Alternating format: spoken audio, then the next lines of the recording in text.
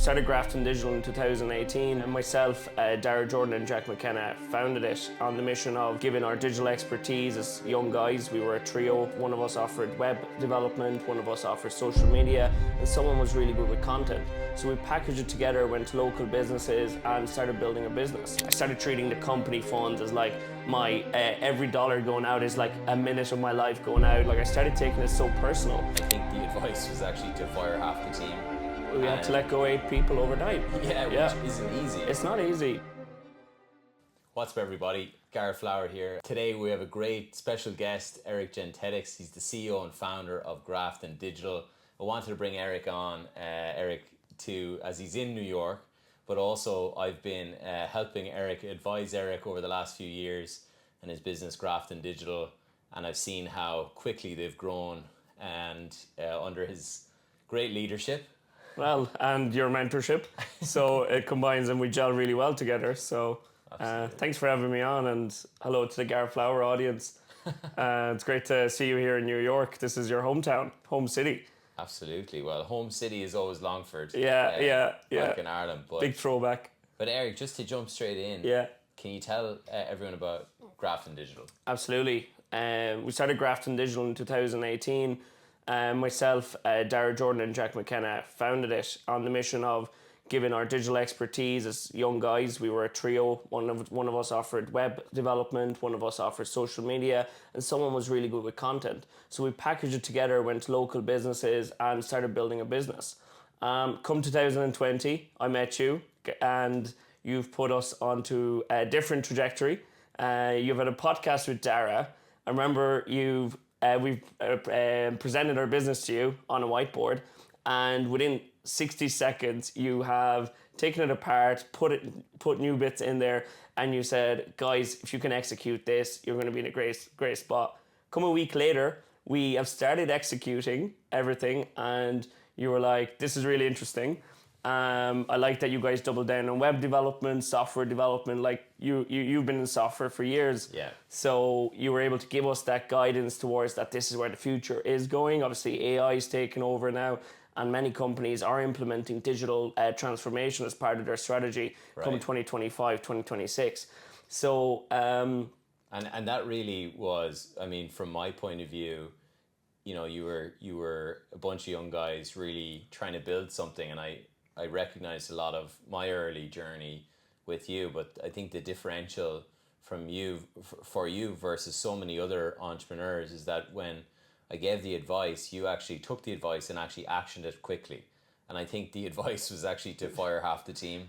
We had to let go 8 people overnight. Yeah, which isn't easy. It's not easy, but I think execution is key. And as being a good entrepreneur is to be able to take advice, implement it, but do it really quickly. Right, and I think the macro point about what I was saying to you in those days was that this department over here was not making any money, was not adding to it, and the amount of time you were spending on that department wasn't bringing in any benefits, and by cutting it, you were able to drive a lot of profit, a lot of focus on the web and app side of the business, which was driving a lot of return. So Absolutely. I think the differential between an entrepreneur, if you're listening in the early stages, it's being able to really focus in on what works and double down on what works. I suppose getting into the next question, what do you think has been the most exciting part of the journey so far? For me, it's hiring and scaling out the team. I love getting people on board, sharing the same mission and have the same vision as I have for the company. That I really enjoy building the team, curating new ideas and executing together.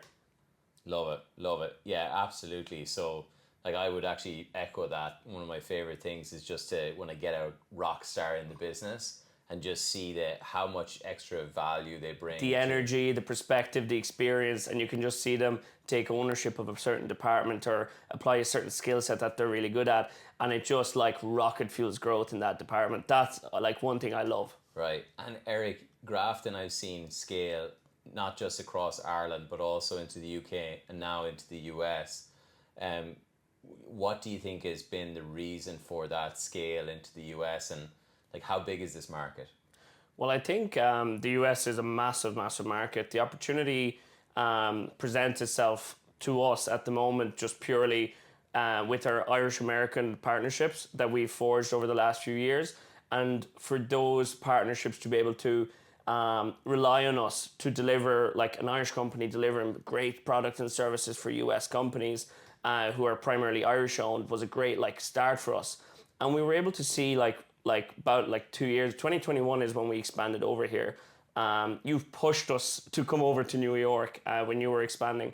And like from then on to now, 2025, like we welcome over 50 customers joining us from the US, and ranging from all shapes and sizes.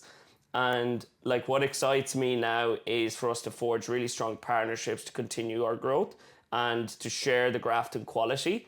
That's something I think Ireland is known for, quality and dedication and expertise. So that I think is our unique selling point, is our customer obsession, our quality driven approach. And I think we've got just such a good team who are willing to go over and above and beyond.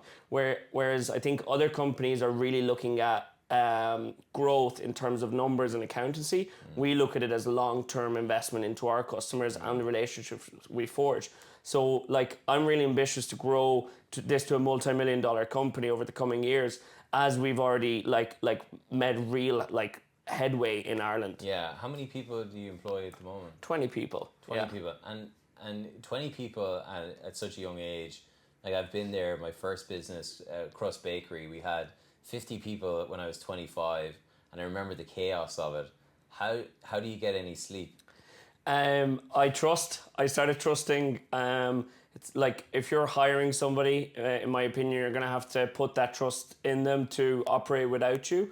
And as we've all learned over the last number of years, if something fails, it's probably your fault, because you either haven't let them succeed, that individual succeed, or you didn't give them the resources to succeed. Right. So it's not just about hiring this A player thinking that they're going to absolutely change anything.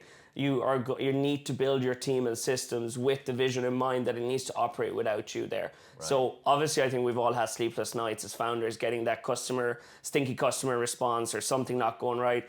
And then we're trying to jump in and resolve this. But in reality, like now that the company is maturing and we're expanding to new market opportunities, I think this is the time to rely heavily on all the time we've invested in our team, in our processes, and to be able to let go. Right. Yeah. Right.